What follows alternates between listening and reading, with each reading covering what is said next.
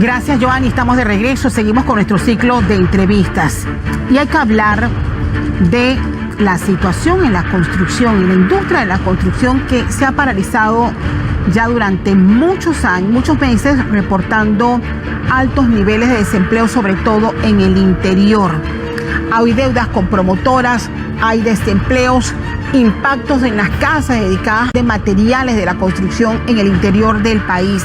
Hoy nos acompaña Eben Chipardo, economista, y que le ha dado seguimiento a este fenómeno que golpea sobre todo a la región de Azuero y también la provincia de Coclé. Gracias por estar con nosotros y un poco conocer cómo se mantienen esas cifras y también la expectativa que generó el hecho de que el gobierno también habría anunciado la revisión de la ley de intereses preferenciales, cuya eliminación ha sido también un golpe certero a esta industria. Bienvenido.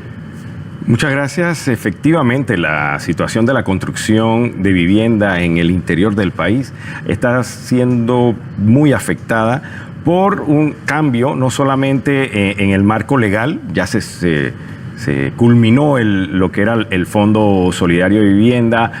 Hay una cierta incertidumbre sobre el futuro de la ley de intereses preferenciales, y esto ha hecho que muchos de los bancos, por ejemplo, sobre todo la banca estatal, que es una banca que ha financiado más del 92% de los proyectos de interés social y de intereses preferenciales en la región central del país, haya cambiado las condiciones, y por lo tanto hace difícil que las personas que tenían interés de adquirir, posibilidades de adquirir, inclusive aquellos que tenían cartas promesas de pago para adquirir y la esperanza de tener una vivienda, hayan visto cercenada esa aspiración. Y esto se ha traducido en que varios proyectos de vivienda, en torno al 90% de proyectos en Veraguas, en Coclé y en Azuero, más del 80% de los proyectos hayan tenido que detener. El impacto en empleo preocupa, porque estamos hablando de que la construcción en el área central del país se había convertido en la segunda fuerza de empleo formal, luego de la agricultura y la ganadería. Se había convertido en una fuente de empleo importante, y esto genera desempleo, y no solamente genera desempleo en la construcción de vivienda, en el sector de la construcción, sino que en todo el tejido económico, porque si hay una actividad que permea al resto de la economía, es la construcción. ¿De cuánto estamos hablando más o menos? Mire, estamos hablando que se estima que en el área se han dejado de producir alrededor de 6.000 respuestas habitacionales, o sea, 6.000 viviendas, que implica que se ha interrumpido el empleo, se ha interrumpido la compra de insumos para la construcción. Esto afecta al que transporta, al que se dedica al transporte, esto afecta al que se dedica, hasta el que vende comida para las personas que trabajan en la construcción. Y esto es relevante, sí, para el interior. Si volteamos la pirámide, este gran problema, o sea, esto lo que representa es que cada vez, y sobre todo para estas regiones del país que usted nos plantea, va a ser más difícil adquirir una residencia. Y así lo ha confirmado esta mañana. Pero ¿qué otras cosas puntuales están incidiendo en este fenómeno? Bueno, una cosa relevante es el cambio de la política de crédito hipotecario en la banca estatal, que era un pilar para el financiamiento de este tipo de vivienda. Si tomamos en consideración que la mediana de salario en provincias como Coclé, Herrera, Los Santos, no llegan a $700 mensuales.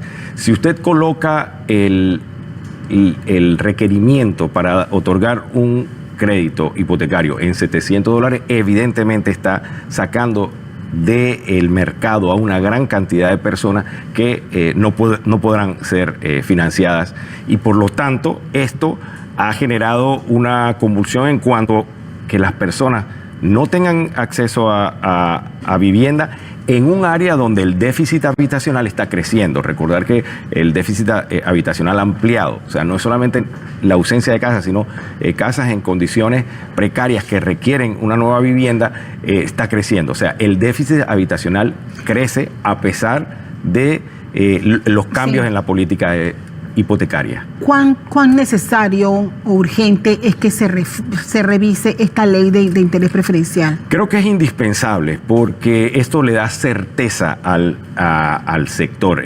Nadie va a invertir en un escenario donde no hay certeza de hacia dónde va el sector. Y certeza para los inversionistas, certeza para los ciudadanos que quieren adquirir una vivienda y certeza para el sector bancario, el sector financiero que apoya financieramente a la actividad. Se está hablando, ha salido en algunos medios de comunicación de que ya se ha avanzado. Realmente se llevan ya varios meses en este tema. Es una espada de Damocles que se necesita resolver, tener, repito, certeza. Y los promotores de vivienda, la ciudadanía en el área del interior aspira a tener una ley de interés preferencial que esté cubierta un valor en torno a los 120, el umbral en torno a los 120,000, porque estamos hablando de viviendas de interés social, pero también hay interés preferenciales para personas que son profesionales, jóvenes, que cuando van al mercado encuentran ese rango de precios como oferta habitacional. Y en este análisis, licenciado, no hemos sumado en la ecuación el aumento y los pronósticos que hay en el aumento de los materiales de construcción. Correcto. Recordemos que esta es una actividad que se ve afectada por la inflación local e internacional. Hay una presión por el precio del terreno, hay una presión por los materiales de la construcción, hay una incertidumbre mundial sobre cómo los aranceles van a afectar a algunos productos. El precio del hierro, sobre todo. Entonces, todas estas incertidumbres no abonan hacia solucionar la incertidumbre en torno al sector. Por eso creo que es indispensable que se proceda con la presentación de una ley de intereses preferenciales que se ajuste, muy importante, que se ajuste a la realidad de las diferentes áreas del país. O sea, en este caso es que estamos conversando de un estudio realizado en el interior del país, y es importante que la realidad económica del país en el área del interior sea reflejada en esta ley. ¿Cuántos proyectos están paralizados? Un cálculo de más o menos cuántos proyectos. Se habla de ¿cuántos se quedaron incluso allí en el tintero? Bueno, se está hablando, parados hay más de 100 proyectos en el área central del país. Días pasados se publicaba que en el área acá del área metropolitana estábamos hablando más de 75 proyectos. O sea que cuando estamos hablando, estamos discutiendo sobre cifras bastante grandes, y lo importante es que las personas siguen necesitando vivienda. ¿Y cuál es el promedio, un cálculo promedio de cuántos empleos genera cada proyecto?